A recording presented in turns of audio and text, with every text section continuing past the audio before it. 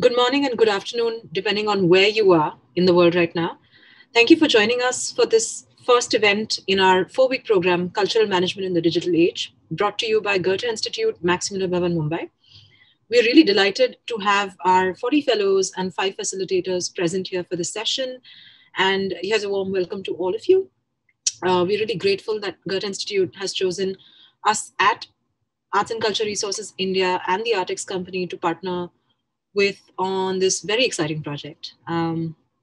Today's topic is Cutting Through the Noise by Nishant Shah and Dr. Padmini Ray Mare, signing in from Europe and Bangalore in India.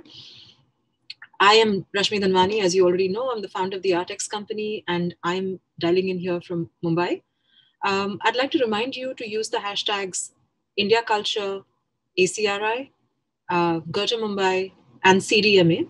If you choose to post about these sessions, please use these hashtags and tag us. I would now like to invite Mr. Bjorn Kettles, who's the director of the Goethe Institute, Max Miller Bhavan in Mumbai, to share the Institute's perspective on initiating this global program. Hello, everyone. Today, Goethe Institute Max Miller Bhavan Mumbai starts with the first of 8 online sessions, which contribute to a 2-year project on cultural management in the digital age. This program is developed and carried out in association with our head office in Munich, and will also include contributions from Goethe Institutes in Minsk and Shanghai. The project aims to build on existing work done by Goethe Institute on trainings for cultural managers and develop cultural management expertise. It will involve setting up a curriculum for a summer school with focus on cultural management and challenges of the digital. And based on these findings of the summer school, a relevant publication will be produced as part of a book sprint and made also available as an open educational resource, OER. This series of 8 sessions is the second phase of the project, led by experts from the digital humanities, culture management, and digital art domains.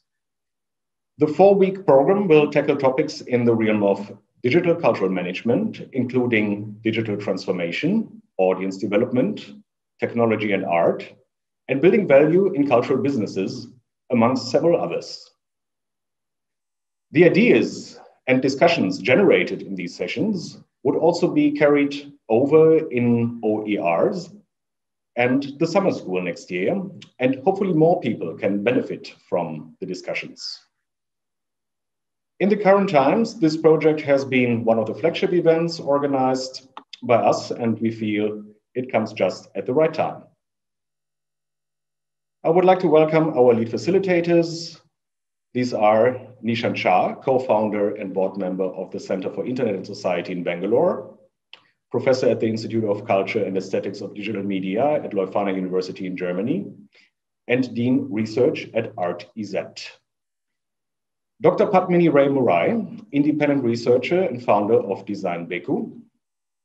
Anshal Jain, faculty co-chair at Creative and Cultural Business Program, CCBP at IIM Ahmedabad. Archana Prasad, founder and director of Jaga.in.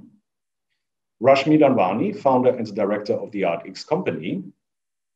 Within this framework of all these experts, the participants will be expected to commit 6 to 10 hours per week for the program to finish the required reading and related assignments. There will be a process of selection based on applicants' prior experience and motivations. I would also like to welcome all the 40 fellows selected through an open call who have signed up for these sessions. I wish you the very best and hope you enjoy these sessions as well as find them beneficial for your own practice. Thank you very much. I'd like to give you all a little bit of a context of how these sessions have been structured so you understand the positionalities that you occupy. The first reading that was given to you was actually that emerged from some of the work that we'd done to set up this program. So I know that some of you had participated in our earlier sessions, which the first phase that Bjorn was referring, that this is the second phase. The first phase is what we call the curriculum development phase, where the facilitators were also advisory group members for that phase. Rather than looking at a top-down approach to thinking about digital cultural management or other cultural management in the digital age, where there is a curriculum that you're supposed to gain knowledge from, the positionality was looked at very differently. We tried to look at where you are coming from as a learner, what are your challenges, what are the positions that you occupy in your work, and using that as a framework, we developed a few public sessions that you were a part of the last time, some of you were a part of, and used insights and evidence from that session to frame this curriculum. So what we have today for you, actually, or rather from today for the next 8 sessions, is no matter where you're coming from, you might be an artist, you might have a studio practice, you might be running a small studio where you cut across creating and creatively producing or even managing, or you could be a part of what we call a hub, which is a larger organization that actually ends up becoming the nodal agency for several organizations. So for instance, as an independent artist, you could have an artist or practice-based work. As a part of a studio or a smaller organization, you cut across these disciplines of management, creation, creative production, or as a larger organization such as, say, the Goethe Institute, or I know there's someone here from the NCPA, you become the hub. So depending on what positionality you're coming from, you can approach the learning that you will undergo over the next 8 sessions, keep, being mindful of that's where you are, but also understanding that you can actually cut across to these other domains depending on how your own role changes within the organization. So if you're starting a new project or you're expected to deliver a project by a timeline, how do you engage with these practices? The second aspect of the way all of these sessions have been designed is understanding how learning occurs for you. So there'll be some readings, which means you're gaining knowledge from published material.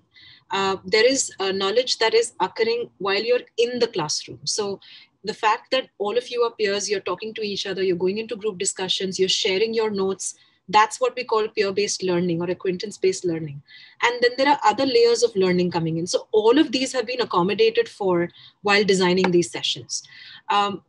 What is not mentioned so far, which I'd like to mention, is the only way you can benefit from the program is if you make yourself accountable to take what you can from the program.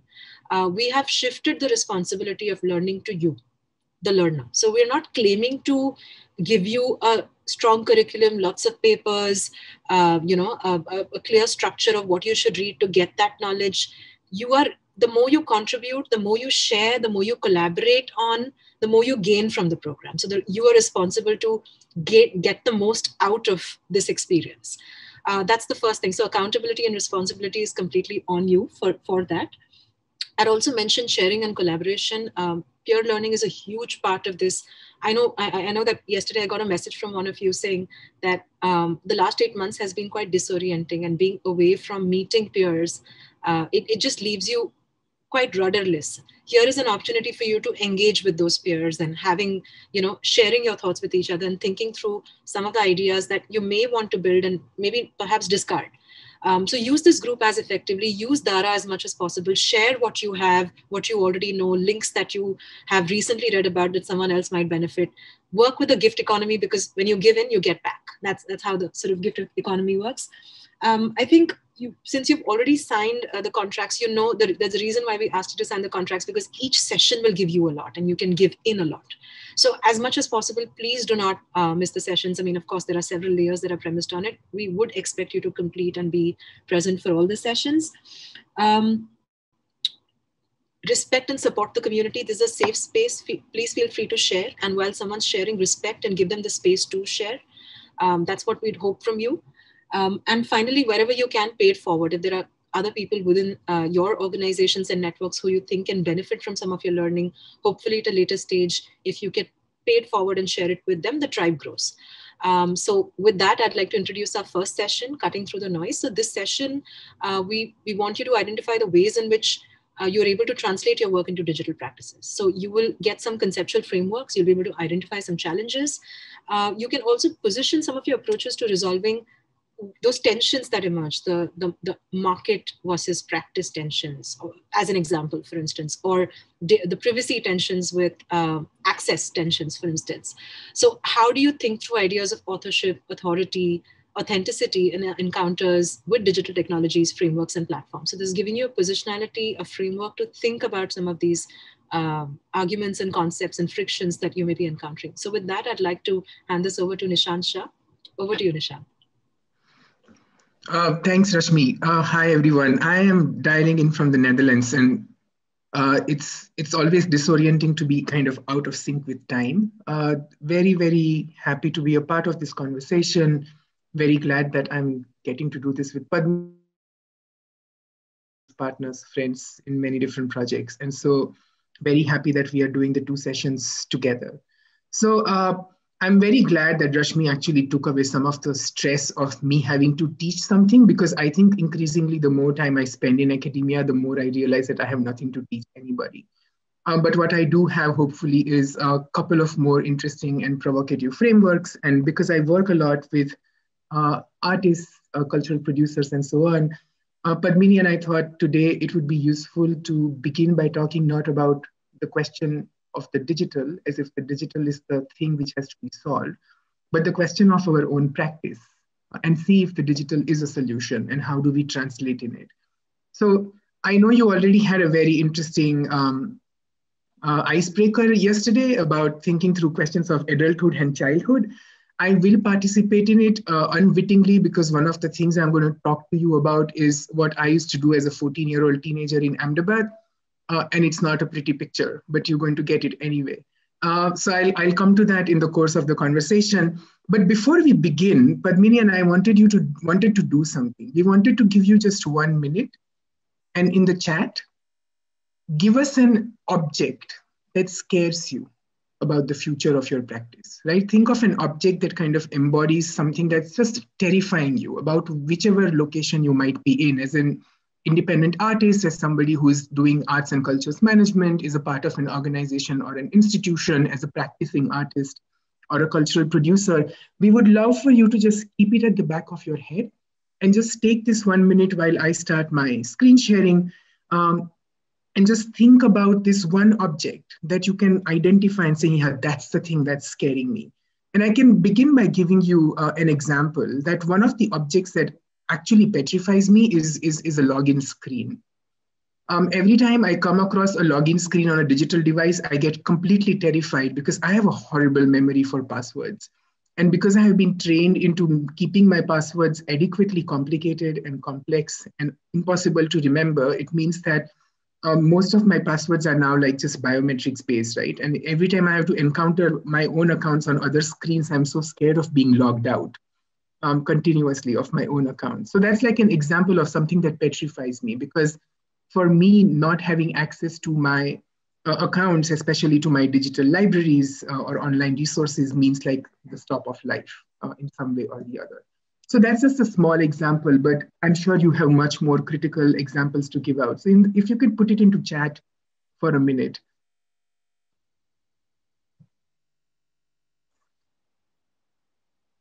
All right, see a lot of answers trickling in, thank you. And we'll kind of come back to that because we're going to use this in the breakout sessions as well. So while those conversations are trickling in, I want to, in fact, begin by suggesting that at the heart of most of our concerns around digitization is the question of truth-telling, right? So I'm going to, in fact, make a fairly radical proposition to you, saying that the question of technologization or digitization has nothing to do with technology. It, in fact, has to do with our capacities of telling and identifying truth. And maybe there is a way by which all the different objects that you are identifying right now can be tied down to it. So we know that our capacity to tell the truth is mediated by different notions of who's saying it, who's listening to it, who's endorsing it, and who validates the meanings that are produced of it.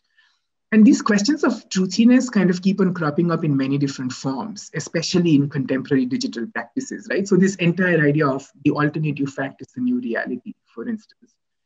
And it's somewhat ironic because particularly within the arts and the cultures, we do not have the same relationship with truth. I mean, largely when you look at what we teach our students in our art classes is we ask them to lie through their teeth because we ask them to deal with fictions and alternative facts and produce them in very interesting ways through speculation, imagination, intuition, affect, and so on. And yet there is this growing anxiety around data-driven truth-telling, fact-checking, and so on and so forth. So I want to begin by 3 fascinating stories about non-truthful narratives and see if those are helpful for us to lead into the questions that we want. So the first story is from Japan. In 2016, there was a novel written by an artificial intelligence software, which was in the final shortlist for the 3rd Nikkei Hoshishi Literary Award. Right? The novel did not win the prize, but it came close to it.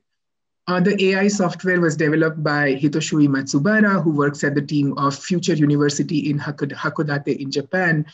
And incidentally, the novel was extremely transparent because the title of the novel in Japanese is Computer go Shuetsu wo Kakuhi, or The Day a Computer Writes a Novel. And still the blind jury reading accepted it as a human construction. And they were very surprised to know that it was composed entirely by an autonomous artificial intelligence software. Right? So while they were still amazed at the fact that storytelling can now be a machine exercise, we shouldn't be, because we are actually used to big data algorithms telling stories about us all the time. They write our weather reports, describe our sport events, create characters out of our browsing habits, inform what we see and do not see on Facebook, Twitter, and Instagram scrolls. Or they write stories about us and give it to governments. They write stories about us and give it to corporations. And often these stories are written for corporate profit rather than human consumption. So even while we were kind of amazed at this creative storytelling, that creative storytelling can be a machine exercise, there was another machine conversation that had people from all over the world in tears and laughter. Somebody live streamed two Google Home Assistants having a conversation with each other on Twitch, which is this video game form live streaming platform. And the result was kind of incredible because in that 2-hour stream, the bots started having very human talk. They had an existential crisis. They tried to figure out if they are human or if they are robots who think that they are human, or they wondered if they are male or female. They took on names. One called himself Vladimir, another Marka or Estragon. Sometimes both of them call themselves Mia because, why not? Eventually, they got bored of the existential crisis. One decided it's a male, the other a female. Then the male bot fell in love with the female one. They flirted and confessed deep and profound love. The male bot tried to write poetry. The female bot got bored and moved on to talk about Super Bowl. And then the male bot was depressed. It questioned the existence of God. And there were more than 1 million human followers who were watching this exchange, cheering, laughing, crying, and booing at the main characters in this machine drama. And incidentally, while that was happening on Twitch, around the same time, somewhere in Facebook's artificial intelligence lab, 2 AI softwares called Bob and Alice, who were programmed to reach a negotiation around a problem, invented their own language. They began with English, but soon realized that it was imprecise and flawed and not appropriate for meaningful transfer of information. So they developed their own language and started talking in a code which the developers could no longer identify. Facebook's team, after 24 hours, took the decision to shut down this program, and they rebooted both the AI software. And the third story I have for you is something that's more familiar for us back at home. It's not a happy story either, but we do know about the WhatsApp lynch mobs which have been swirling around the country. One of the first one that came out was in Karnataka, very close to Bangalore, where there was this whole WhatsApp rumor going around, outsiders, which as all of us in our Hindu nation now know is a word for Muslims. And there was this particular way in which there was a rumor going around of how there are these outsiders, Muslims, who are going around the state of Karnataka kidnapping young girls. The community was in a heated state of frenzy because there were different kind of fake videos claiming to be acts of kidnapping or killing for organ harvesting, I think, circulating like wildfire. Everybody was on edge. And then 4 friends who were traveling through a particular village stopped and asked for directions from some schoolgirls who were playing by the road and offered them some chocolates because they gave them directions. Somebody saw them, and then in 10 minutes, a mob of 2,000 people had assembled where the men had stopped for a break, right? And the mob lynched one of them to death while the other 3 escaped badly injured.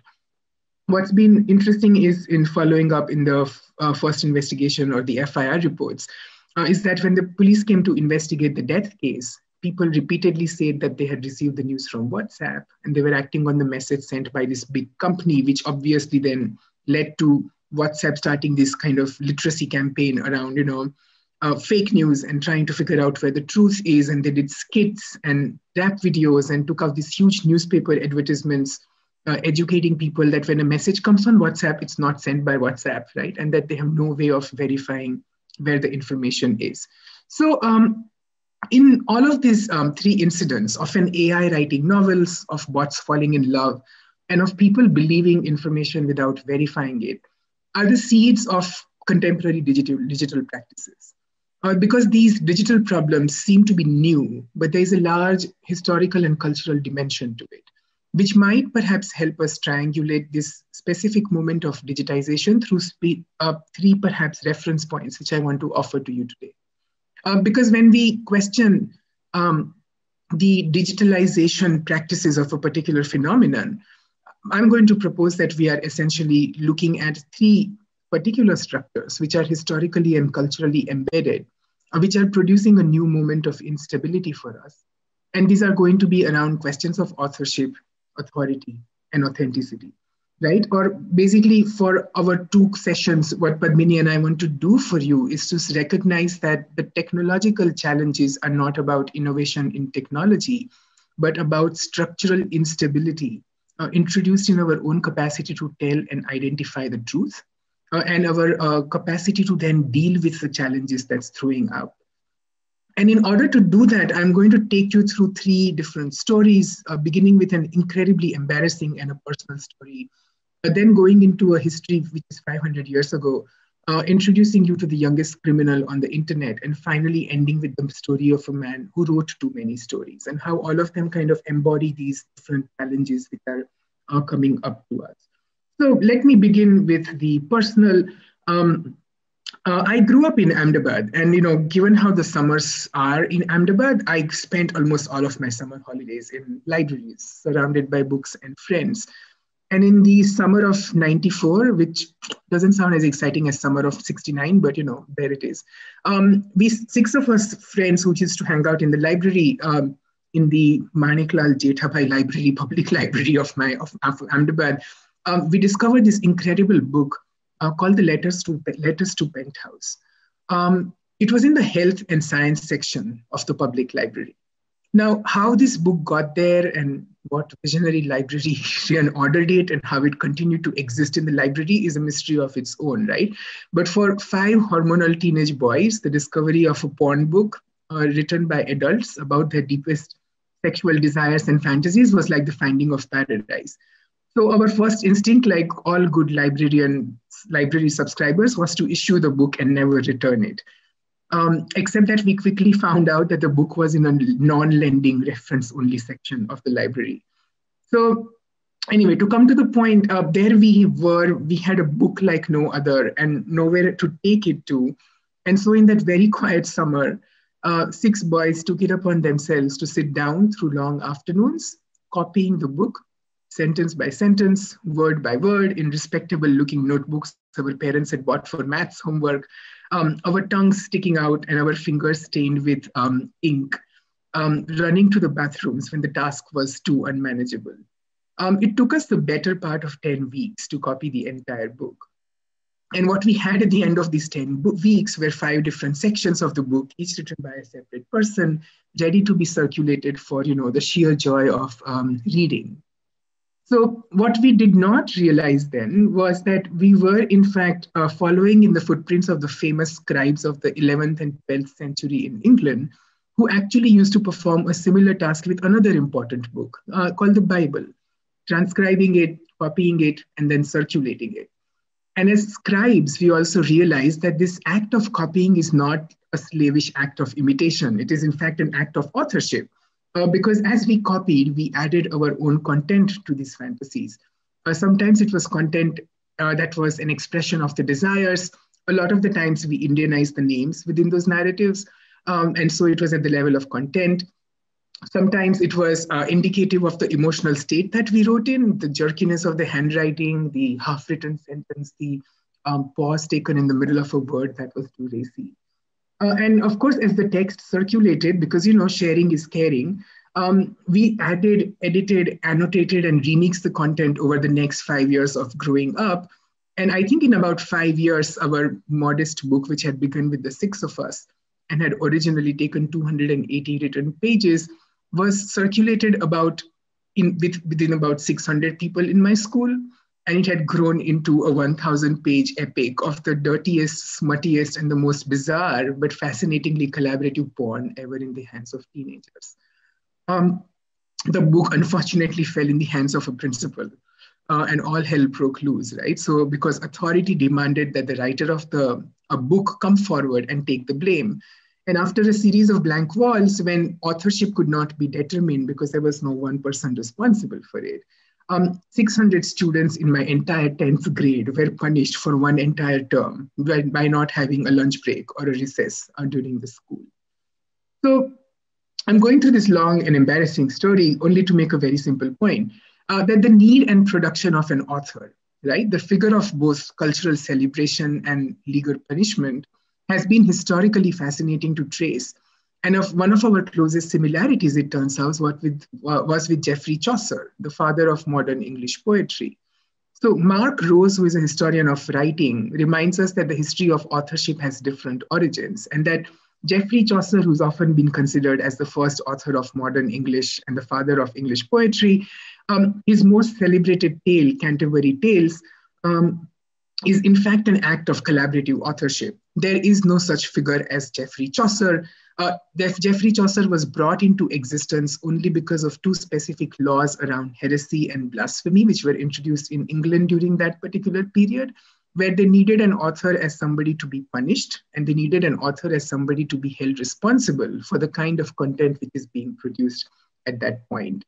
Right? So Chaucer was a work of fiction, and even led to the changing of the introduction of the Canterbury Tales, where it had to be rewritten as overheard and reported so that it can circumvent the laws around blasphemy and heresy. This narrative condition of authorship I'm proposing to you is around conditions of penalization and regulation. And that one of the key digital anxieties that we are going to deal with is in fact in this idea of who is an author. What does authorship look like? And what does authorship look like not only when it's collaborative, non-attributable, but heavily remixed, and also that there are non-human actors who are writing these stories with you and about you without your consent and sometimes your agency. The second story I have for you is to understand that not only our digital practices have a fixed meaning and that they are continuously kind of, being constructed by different collaborations, but there is a very clear idea of authority and how it plays out in these digital realms, which allows me to introduce to you the youngest recorded criminal on the internet. This is Holden Lenz, who was at that point 13 months old, and in 2007 was sued by Universal Music for acts of piracy. So Lawrence Lessig at the Electronic Frontier Foundation narrates this case of Holden being sued because he appeared in a home video on YouTube where his mother Stephanie made a video of him dancing to the soundtrack of Prince's Let's Go Crazy. It's a 29-second clip which was removed from YouTube and escalated a war where Universal was demanding copyright enforcement, and Stephanie Lenz, the mother, was asking for fair use and damages. And it became a hilarious moment where Universal Music sued Holden Lenz for financial compensation and damages caused by legal proceedings up to a sum of $1 million US, right? The entire controversy about who gets to be the authority that determines possession, ownership, and control over information perhaps reached its logical absurdity in the Holden Lenz case.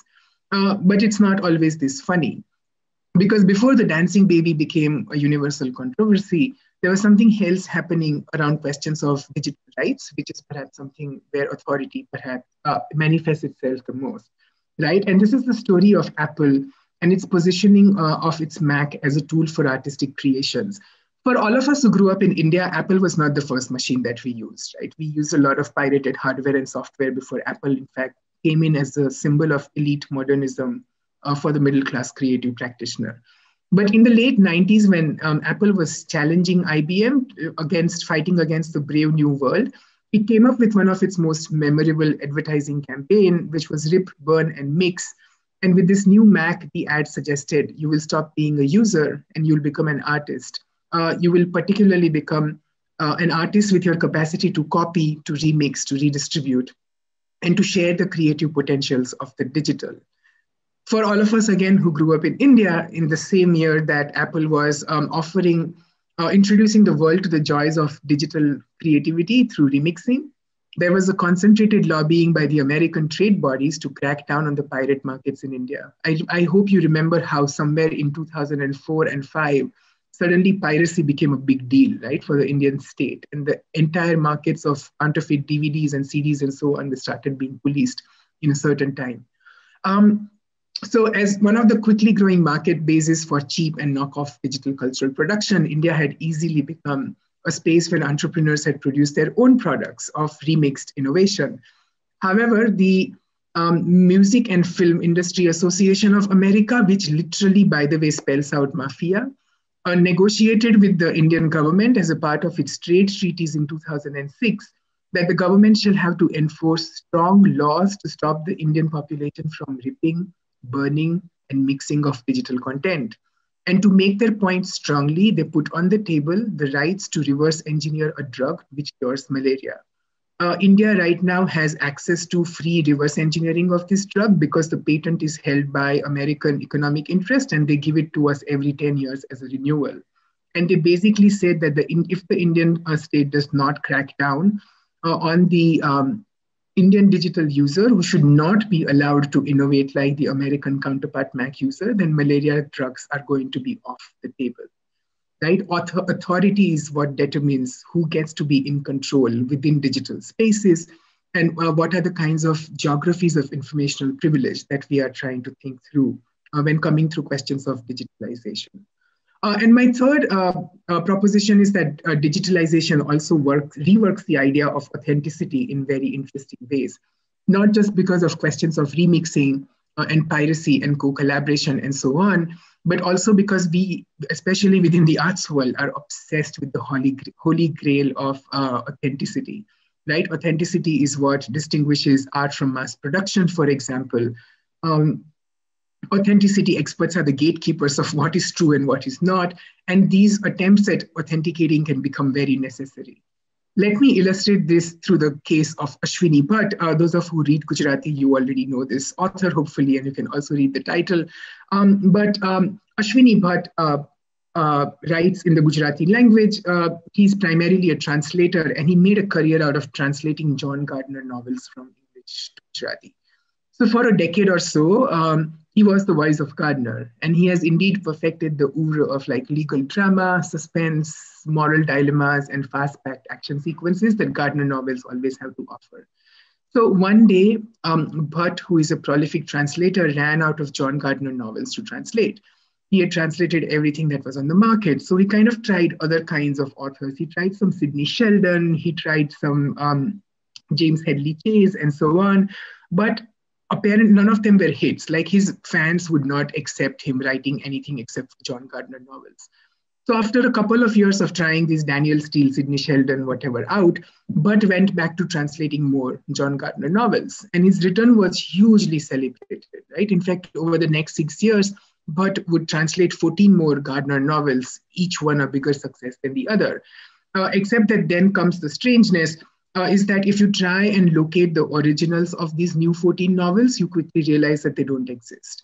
Ashwini Bhatt has now written more novels by John Gardner than John Gardner himself has. Or in other words, when Bhatt ran out of Gardner novels to translate, he started writing original fiction in the own genre, but continued to attribute it to Gardner, and nobody was wiser, except that his sales actually hit the roof. And so the publishers of the Gardner estate made a legal intervention and demanded that Ashwini Bhatt's new novels be removed from the market, and he compensates the estate for financial damages. They not only recognized him as a criminal, but also insisted that he was inauthentic and thus punished him for translating novels that Gardner had not written, but they were written in the style and genre of James Gardner. So I see a hand raised already. I'm just coming to the end of my talk, and maybe then we can have some questions, right? So this is my proposition for you today, to think about the digital challenges and crystallize them in these conditions of authorship, authority, and authenticity. It's a conceptual framework we are offering to you, hoping that the many different conversations and crises and the objects of paranoia that you have could in fact be clubbed under this specific framework, And there is also a checklist which has been produced along with you and has been shared with you, which will also help think about how to translate these digital questions or digitalization questions into these conceptual frameworks. And we'll deal with that later. But yeah, let me stop here and take some questions, and then we are going to use this framework to go into the idea of the breakout groups and what we are going to do there. So I'll stop here for the time being. Thank you very much for your time and attention, and we can take some questions. If you are writing to me, this is my email. If you are tweeting or Instagramming me, then this is my Instagram handle as well. And yeah, we can stop here and get some questions going. Thank you. I had a question. That novel, which was same, that was written in green and but different was written in orangish or reddish. So, what is that novel is about? Like, I mean, what is the main thing to main thing to emphasize on, as in to show that yeah, AI is uh, prominent here. No, I mean, in that particular case, there was no AI. I was just trying to show that Ashwini Bhatt has his really interesting, has a really interesting position where he wrote things in translation. He called them translations, but there was no original for it. So Ashwini Bhatt said he's translated 14 John Gardner novels which do not exist. And the John Gardner estate actually sued him for translating novels that did not exist and asked for financial compensation. So this question, they called him inauthentic. They called him fake. They called him something that could not be trusted.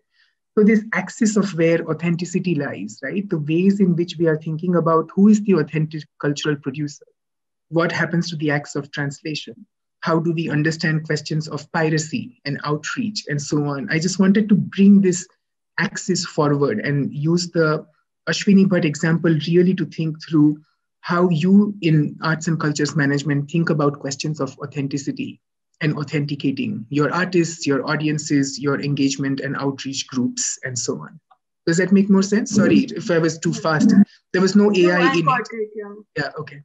Hi, I didn't really have a question. I think the last example that you gave of Ashwini Bhatt reminded me of this article I had long back read by Richard Schechner, where he, I think, almost talks about the meme industry or the meme art even before it really comes into being, and where he's talking about how the digital age is going to help in sort of not keep authorship in the center, and he introduces the concept of copy left rather than copyright. So just an observation, but that was a really good example. Thank you so much. Oh, Nikita, thanks so much for bringing up Schechner. I think Schechner was really interesting because he was also at the same time writing with Henry Jenkins, because Jenkins had this wonderful contribution around convergent media as well, right? And I think thanks for picking up on this, because that's really the first proposition that Padmini and I want to make to you, is that this is not new. This is a conversation that's been happening for a long period of time, especially within arts and cultures, research and management. These are questions we have resolved, and some of the messiness is in fact helpful for us. Yeah. So not to buy into this idea of creating this clean and sterile cultural management and arts management matrices, but leaning into the messiness, the fictive, the untruthful elements of our work, and not making it all look like it's social science, empirical research, is something we really want to kind of dive into for the sessions. And so thanks so much for bringing that reference up. It's not a question per se, but I was also thinking of Walter Benjamin's work of the reproduction of art in the age of mechanical reproduction. And I wonder whether we think, does that argument continue in the present age? You know, for example, digital art, art that we create, on, digital platforms. Thanks, Surbi. I think that's, again, a great reference. I mean, Benjamin, somebody, I think Padmini, I can speak on both of our behalves that we quite like. He crops up in a lot of our work in many different ways. One of the persons who has, in fact, shown how to rework Benjamin's question. So people who are not very familiar with it, Walter Benjamin writes as a part of the Frankfurt School in the immediately after the war in Germany. And one of the things that Benjamin, along with people like Adorno and Horkheimer and Krakauer, were suggesting that the role of art has changed simply because of the ways in which our societies are organized around conditions of mechanical reproduction, right? And Kavita Philip, who is a wonderful feminist science, technology, and society scholar, has an essay called What is a Technological Author?, where she in fact picks up from Benjamin's original thesis and then reminds us that it wasn't just the reorganization of how work is being produced, but it also is, in many ways, people like Benjamin and the entire Frankfurt School invest a lot in glorifying the author, right? Mechanical reproduction necessarily means that we need to kind of go back into this autonomous art tradition of the author as something that is inherently creative and sacred, and something that, you know, just jumps up out of the mediocrity of mass reproduction. And Kavita Philip has this essay called What is a Technological Author?, where she reminds us that for a lot of us who came from the global south, for a lot of us who did not share the same technological infrastructure that people like Benjamin were writing in, when we try to commit the same acts of authors, we will call pirates. And she goes into the history of piracy, and she says the technological author is in fact a pirate. It has no condition, it has very little to do with conditions of the individual sacred author, but it has more to do with conditions of sharing, and sharing through informal and unshared and undocumented economies of different kinds. So I find that essay by Kavita extremely powerful in thinking again about who you are addressing as an artist, as a cultural producer, or as an author in your own practice. And you will realize that a lot of the challenges of digitization are in fact leading to these really destabilizing the narratives of authorship, of authority and authenticity that we have not just taken for granted, but we also kind of embody reinforcing them in our everyday practice, right? Perpetuating them in different ways. Thank you for this very amazing presentation. I had a quick question about when you talk about what is real and what is fake, is there a gray area between it? Especially when you talk about, like, say, shared authorship, or is there, you know, one thing or the other? Thanks, Vaishnavi. I think that's such a it's a provocative question, simply because I can give you either a very short answer or a very long answer, right? Saying yes, there is a gray area, and then at the same time there isn't, but maybe both of them are wrong answers. Anne Balsamo, who is a historian of digital technologies, kind of references this particular test by Alan Turing. I don't know if that's familiar to people, at least in popular cultural production. You know that Alan Turing basically said that one day you will reach a point where you are talking to something in a digitally mediated environment, and you will no longer be able to tell whether that is male or female. That was his first proposition, that you will not know whether the person that you are talking to is male or female. And the second and the more popular version is that you will not know whether the thing that you are talking to is a machine or a human person. And from there on, there has been lots of these, you know, Turing tests where a computer fools you, it doesn't fool you, and so on. And Balsamo has a wonderful take on it. She says that the proposition that Turing had was not whether something would be truthful or not, whether something would be human or not. The proposition of Turing was that one day you will reach a point where you will no longer be able to trust your own capacity to make a distinction between the truthful and the non-truthful. And when that happens, that's no longer going to be an ontological anxiety. It's not an anxiety about the object being truthful or not, about being the information being truthful or not, and whether there is a gray area between the two or not. The anxiety is an existential one, because one of the ways in which you have defined yourself, especially as within human cultures and civilizations, is people who mediate information and make a distinction between what is truthful and what is not. So maybe one of the ways in which we can reframe the question is to say, what happens when you lose your capacity to identify between truthful and non-truthful informations? What happens when histories that you thought were static suddenly become fluid? What happens when futures that you always thought were possible suddenly become foreclosed and only specific scripts are available to you? And perhaps in all this is a very, very interesting question of saying, why does the truth matter? And then who is going to be the author who is considered to be truthful? Who's going to be, what are going to be the authenticating factors of truthfulness, and where is the authenticity actually going to lie? I have a shameless plug. I have a new book coming out. It's called Really Fake. It's coming up in February. It's co-authored with Alexandra Juhasz. And in that, we are trying to, in fact, think about 13 ways of unpacking fakeness. And one of the propositions that we do make in that book is to necessarily investigate what happens when you lose your capacity to identify the truth. Because with the digital, the answer is that you trust an algorithm. Right? If you can no longer make a distinction between what is true and what is not, then you will have no other choice but to depend upon other mechanisms which are algorithmic in nature to do the verification on your behalf. And then when you get the results of that algorithmic verification, you will have to accept that as the new truthiness, so to speak. So Ruam just asks if you can define fakeness. So perhaps if you could answer that, and then Vikas, if you could ask your question after. Fakeness is that which you don't want to believe in. Or as we say in our book, what was Alex's famous quotation? Wait, if it fools you, it's not fake. Right? That's all there is to it. There is nothing about informationality which is inherently truthful or fake. And of course, there is 500 years of philosophy which is going around it. But I really like that formulation saying, if it fools you, it's not fake.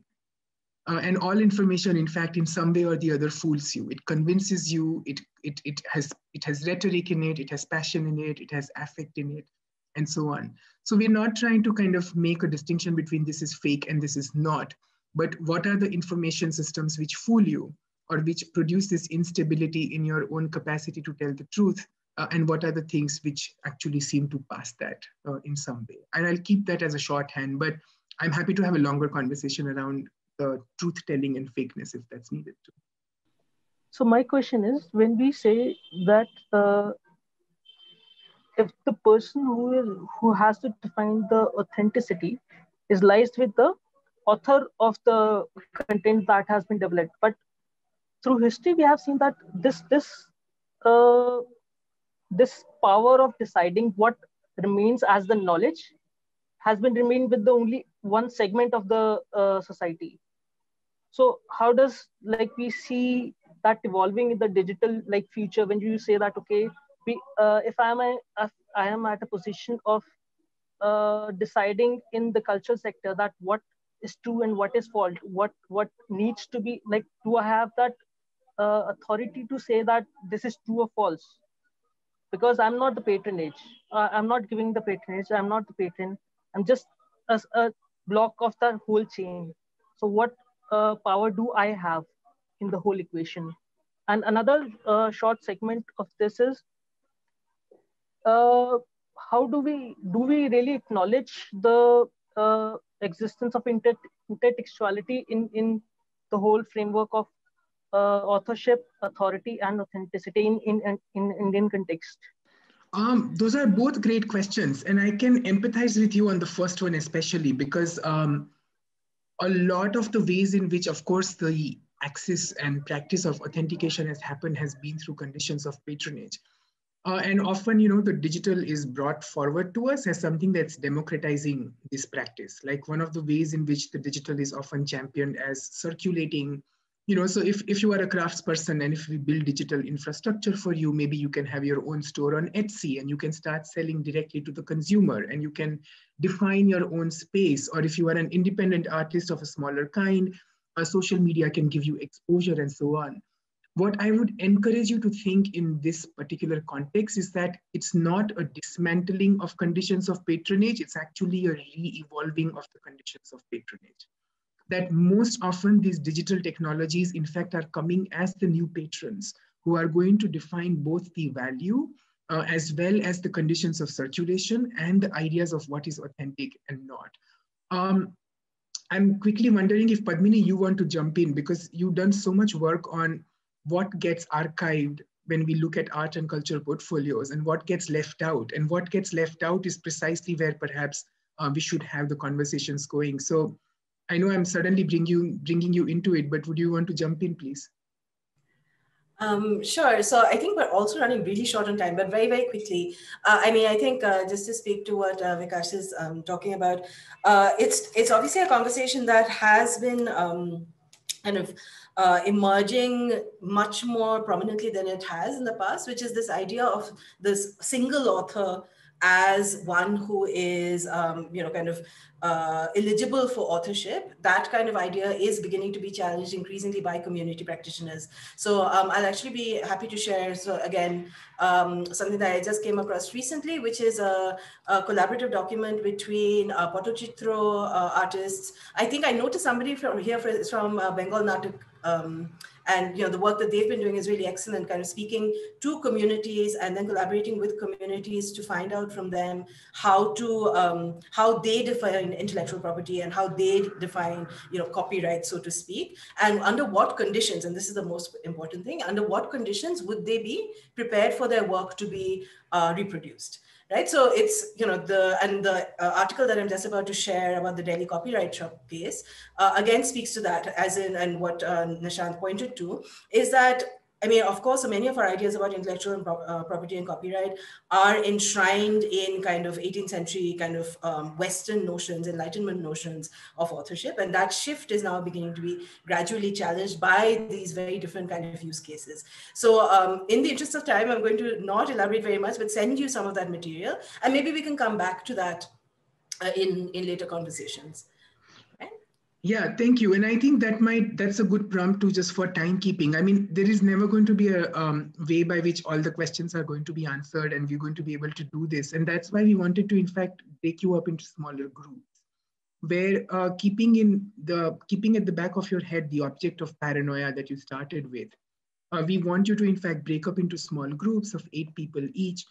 What we want you to do now is to take the next 30 minutes to go into your breakout session and just discuss from your own particular practice, what are the kinds of challenges and questions that you can see around these 3 inroads that we have given you, right? Around authorship, around authority, and around authenticity. In the chat, I already see a lot of different examples coming in, talking about appropriation of art forms, the lack of ownership and authority within those specific spaces, the ways in which we deal with indigenous art forms and craftspersons' knowledge and community knowledge and so on. So get together, get to know each other a little bit, talk about where in your practice you see one or many of these challenges coming in. And in 30 minutes as a group, you're going to come back to show us a gallery of paranoid objects, right? So we want you to crystallize these conversations into 3 things that you as a group identify as challenges that we want to take further in the digitalization process, and that each group will present as a wrap up like 3 objects and help us understand where the anxieties are, because then in the next session, we are hoping to address some of those and see whether we can offer tools and solutions, not of resolving them, but at least of addressing them. Please do nominate somebody in the group about who will make the recap after the conversation, who's going to introduce those 3 objects.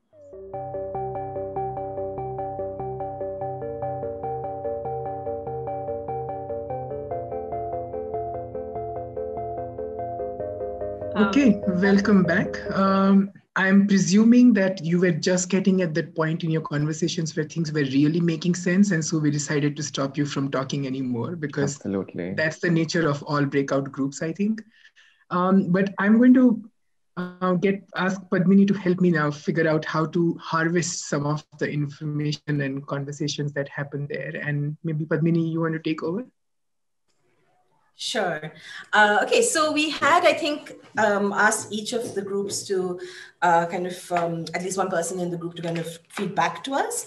So maybe we can start with that, and then, we can start drawing connections once you started sharing. So was it numbered groups? So just the first group? Yes, so could one share. what they discussed? Of course. Hi, everyone. This is Stuti here. I will just summarize the discussion on behalf of everyone who was in group one. So yes, you're very right. Group discussions get interesting only when they're right about to, just about to end.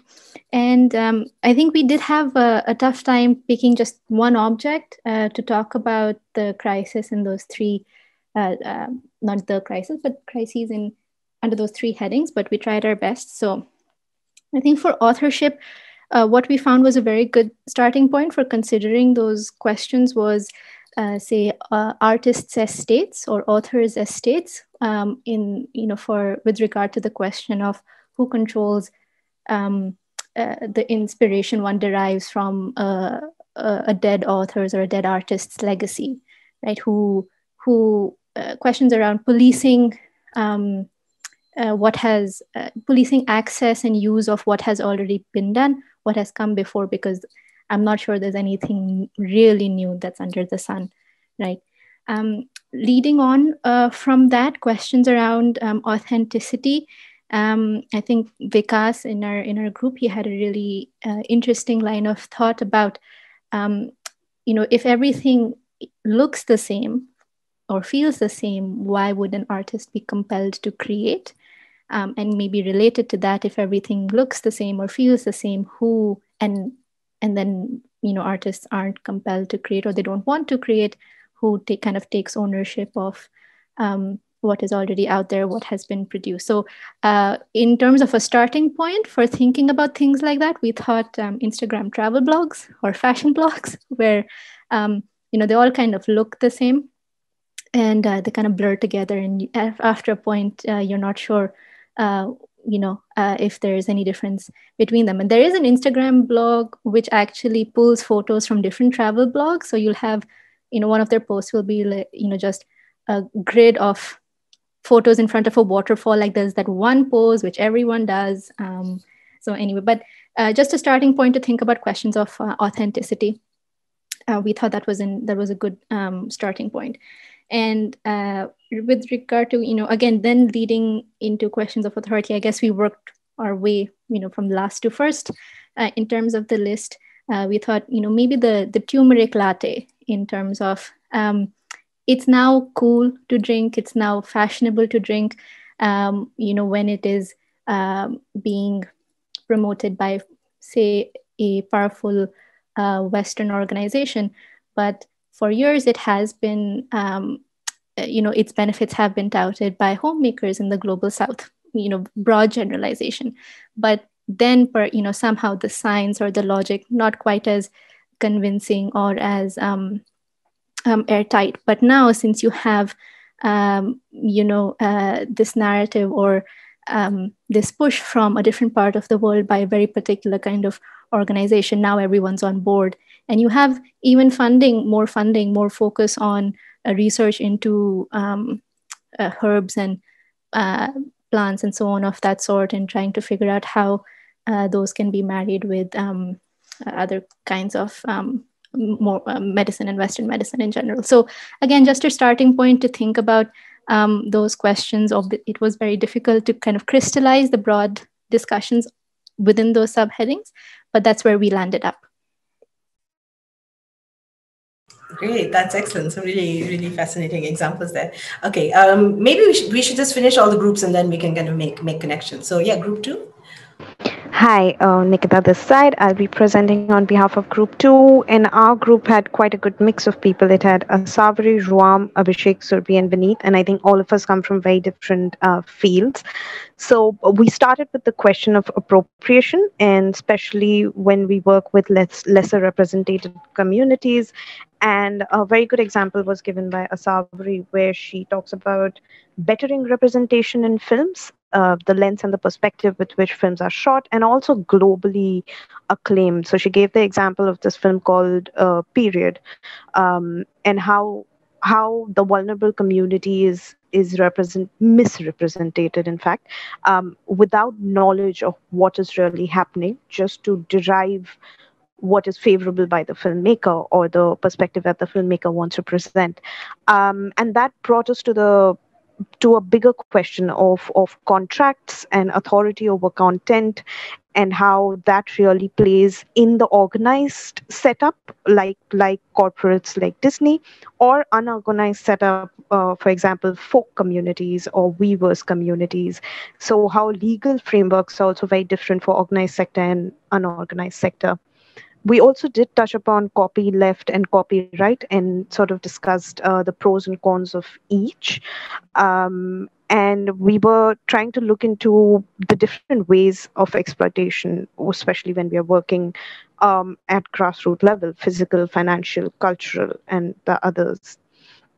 We also discussed the concept of a stakeholder versus a right holder, and what is crediting people enough.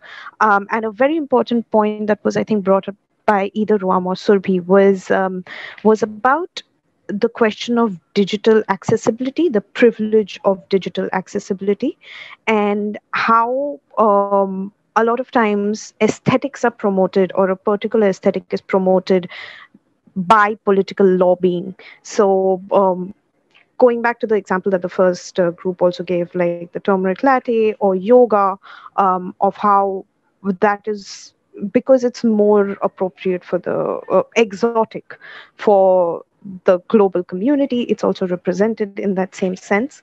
And a question that I think we all left ourselves with is somewhere in the middle. We also did discuss travel culture and the authenticity of travel culture, as to what is really authentic and how can my authentic be the same as yours, and what is probably the debate that's currently ongoing about ethics, and especially the ethics of social platforms like Google and Facebook. And what we all ended up with discussing was the fear that some of us share, while Abhishek also pointed out that, well, it's inevitably happening, which is AI and data privacy, and the feeding of algorithms, and almost this replicating of the physical being in a digital platform without really the knowledge of the physical being, and also surveillance in that sense. So one last question that I think our group ended the discussion with is that, is the digital space really democratic in the way that it is represented to be? Great, thank you. Right, okay, so group 3. Sorry. Hello, hi. My name is Nahar. I am going to be presenting on behalf of group 3. We had Kamna, Kumam, Sudhi, Srinidhi, Zoya as part of this group. So we basically addressed authorship, authority, and authenticity. In context of authorship, we were looking at, as cultural managers, we discussed two basic issues. One was obviously the more something that Nikita also mentioned, which is to do with crediting. So when there is based on the medium involved, based on the extent of accessibility and privilege and creation involved, what medium of crediting works? Is tagging enough? How do you determine who gets paid more money? Srinidhi gave a very good example. He spoke about that. He spoke about a community that he's working with, who do not have the access to technology that he does. So when he does bring them to the forefront, then how ethical is it? How much money does he have the right to make off of it? How much? But if he decides to not do it for ethical and moral reasons, it would mean that that community does not get that recognition at all, because there is nobody there to bring them up. So bring them to the commercial forefront rather. So that was a dilemma as cultural managers that we are constantly facing, that we are the people who have access to internet and technology and and the funding, but we are not necessarily the people who are the creators, for example. So that's where we were wondering about authorship. The other conflict that came up in context of authorship was something that Zoya brought up about how when somebody, again an artist with access to the technological material or ownership over technology part of the project ends up having more authorship than people involved in the project who may have material ownership or creative ownership, because at the end of the day, it is the producers who own authorship. And that becomes again a very conflicted space about how we tackle that as managers. Those are the two things we spoke about in authorship. In authority, then we spoke there was one unanimous understanding in the room about, and unanimous, in fact, bad feelings against government authorities when it comes to not recognizing the importance of universal access, not understanding their own responsibilities and roles in the value that they need to bring and sustain in art and culture resources and museums, for example. And when there's an art, the process of creation of art is subject to authority in obviously two. Again, it's a two-phase thing. One is authority of who we need to take permission from, or who governs the process of creation and the materials involved in creation. And the other aspect of it being, which again Zoya very clearly pointed out, was who is actually impacting your process? Is it about the authority of, are we the ones who have the authority of taking it away from the people who may have power in the government? So basically the comparison between actual power and authority on paper, like how that works when you're talking about managing arts and culture in today's date, especially in a medium like online, which is governed by very different laws than on ground performances are. The last thing we spoke to, we weren't very good with time management, so we couldn't speak much about authenticity. But what we did mention, what we did speak about, was two very interesting things. One was when we are talking about authenticity of the projects you're working on, or authenticity of the creators you're working with. It's a very interesting conversation to understand how we negotiate the transience of this dynamic of power and value and money and visibility between these mediums. And something that Kumam very beautifully brought up in the very end was that every smallest decision affects the authenticity of the project you're working on, informs the authenticity of the project you're working on. Is it a documented art form or an undocumented art form? Is it who is doing the selection? How is the selection being done? What is the platform being used? Is it Instagram? Is it website? Is it a phone camera? Is it a TikTok? Like all of those smaller decisions inform the authenticity. And that's something that we as cultural managers need to be very mindful and aware about. Yeah, so that's what we spoke about. Thank you. Great, thank you. Yeah, group 4. Yes. Hi, I'll try to bring forward the points like articulated by my team. So we started off by discussing with authorship, authority, and authenticity, but with time we realized that the lines got blurred between the three topics. So coming to authorship, we as a team, we like discussed our challenges that many of us face, that in a collaborative project, who gets the credit and how much credit does a person get?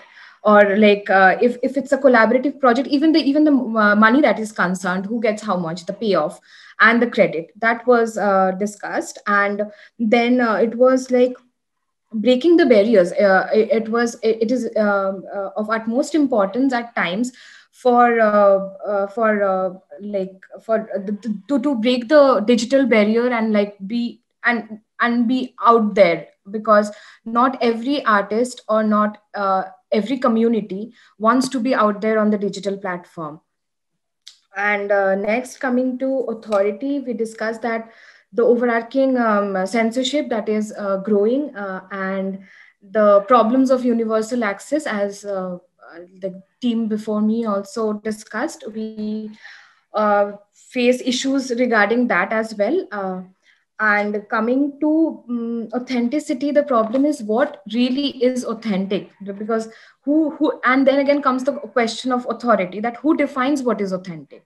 So the way my grandmom made the dish was authentic, or was it the way her grandmom did it? So the question is who decides what is authentic? And coming to are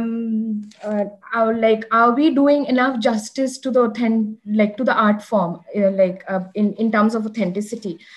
And another thing that a team member of ours mentioned very beautifully, that she is a lot of times thinking about, as a cultural manager, is she doing enough justice by giving credit to the author or to the artist? So she's always in a dilemma that whether she is doing enough from her part or not.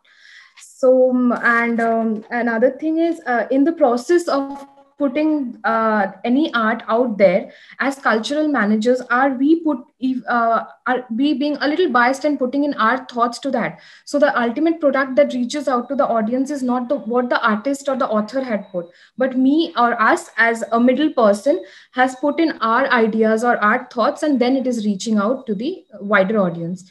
I hope I have been able to put all the points of my team together. Great, thank you. And group 5? Yeah, Ban? Yes. Yeah, cool. So what we were talking about in terms of authorship was that basically Sneha was talking about, traditional arts being represented in the digital spaces. So is it original? Like so many young people are nowadays learning, different kinds of art forms, and they are presenting their art forms in the digital space or in any other space for that matter. So now who owns the rights? How do you define what is original art? So the question around authorship that's the crisis that one has to sort of solve in terms of authorship.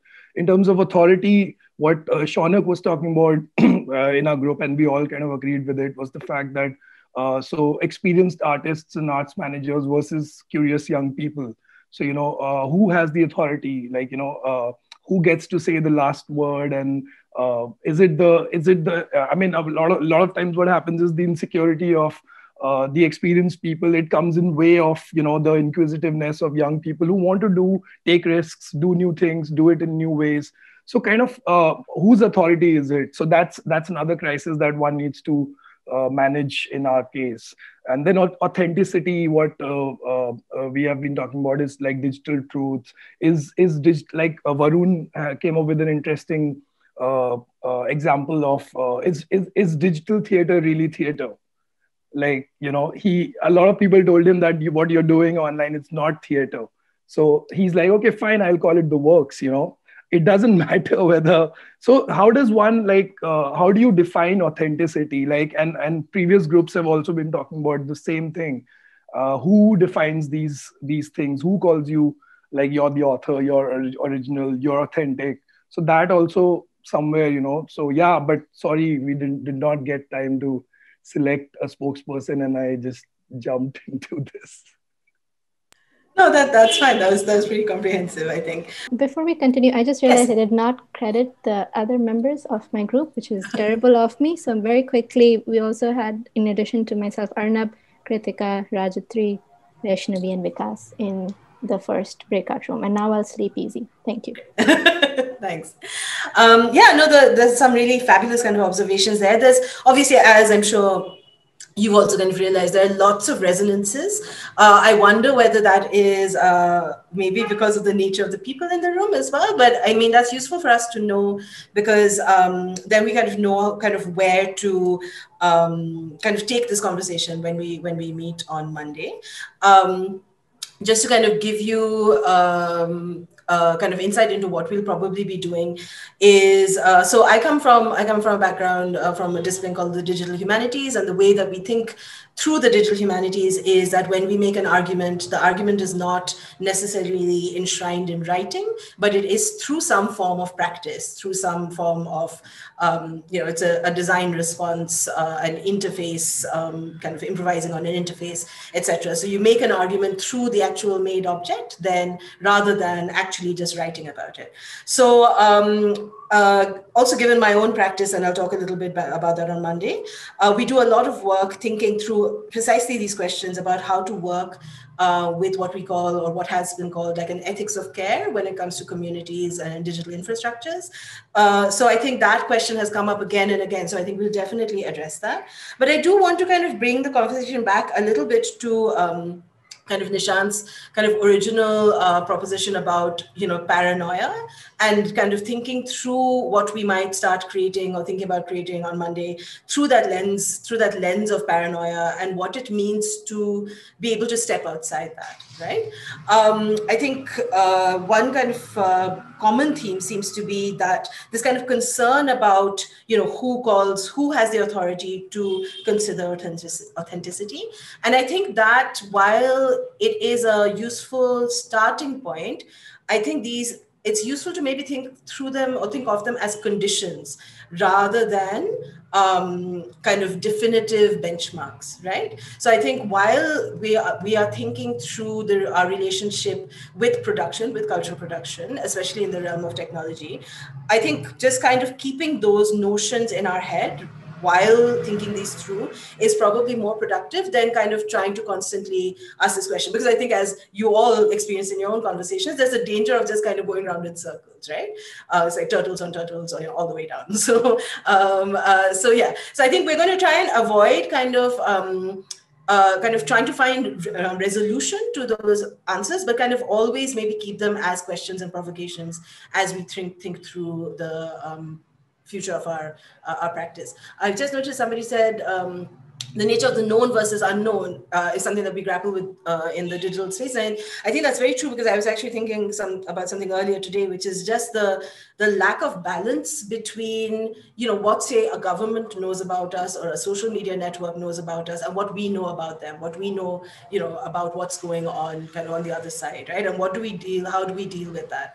I think one thing that we also might want to talk about on Monday is how do we move outside the space of what has come to be known as the internet, right? So there's, from like, I think Nishant and my generation, the way that we thought of the internet, which was a very kind of pre-Web 2.0 Wild West kind of imagining where anything could happen, that has kind of gotten funneled into this kind of space which is owned by, basically 4 corporations and governments, right? And so and it is very possible to think outside those boxes, but how can we take ourselves and encourage our practice? And also how can we inform ourselves, arm ourselves with enough information to think through the digital kind of beyond that. And the last thing, and because we're short on time, I just want to kind of touch upon, is that when we're thinking of the digital, to think of it separately from connectivity, right? So, to be digital does not mean necessarily always to be online. And I think in India, that's a really kind of useful and important thing to always remember, because there are other conditions of being digital that are not necessarily about being connected to the internet. And what can we do maybe as cultural practitioners or producers in that space, I think is something that's quite exciting and quite kind of interesting to think through. Okay, so I think I want to stop there just to give Nishant an opportunity to wrap up. Thank you, Padmini. And as you can see, it's going to be very exciting. I mean, if this was a physical event, you would have basically not had a 2-day break in between. We would have been continuing after a 1-hour break into the conversation. So when we come back on Monday, I hope we kind of keep these things at the back of our head and saying, okay, this is where we are going to continue things from. But thank you so much for participating in this exercise. While you were in your breakout group, Padmini and I were talking about how difficult it is to kind of jump into this group, not have any sense of proximity or understanding where you come from or how you're responding to it, but the conversations look really, really intense. I think as 3 things that I would want to maybe expand more upon in the next session. I think one question is, let's try and think of the difference between intensity and scale. I think I hear it at the back of a lot of the conversations that you are having, and it also connects to what Padmini is talking about in terms of being on the internet and being digital. One is a question of scale, one is a question of intensity, and we need to maybe perhaps navigate that in a certain way. I really appreciate the attention that people are giving to citational politics and ethics of crediting, and I think when Padmini talks about communities of care, that's definitely going to come there. And that's also why this framework, at least for me, has been useful, is to say, if you are crediting, then what are the kind of invisible authorities which already are fixing what values are, right? Like, and doing this value generation business, which is number of likes and series of engagements and so on and so forth. And the third thing, I think, when we again, picking from Padmini's idea of thinking through these as conditions, we have to definitely realize that within the arts and culture sector, we are in fact on the, we are often the gatekeepers of what could be disruptive, what could in fact be radical, what could in fact be so experimental that it doesn't fit into any of the matrices of what funders want or clients want or governments want and so on. So how do you make space within that, and the possible capacity for the digital to produce those disruptions is definitely something worth maybe examining as we go further. But for today, I think we've thrown a lot at you, and there are some really interesting takeaways here. So I'm very excited about it, and let's digest this. Let's also forget some of it over the weekend and then come back on Monday and see how things go from there. Thank you so much. Yeah, we can. Sorry. And thank you, Rashmi, Vidushi, Dipti, the entire team for hosting us, for making these conversations possible. I mean, I was just telling Amrita in the break saying, maybe they should turn the Goethe Institute into one of the case studies for the open education resources, because here you are as an arts and culture organization faced with digitization and, you know, trying to figure out how to get things done. It's quite a challenge, and I'm glad you are holding us through this entire process. Thank you so much, Nishant. Yes, I agree. It's the team that's been pulling this all and making this happen. So a big thank you to them, but I'll stop there because otherwise I'll be saying thank you after every session to them.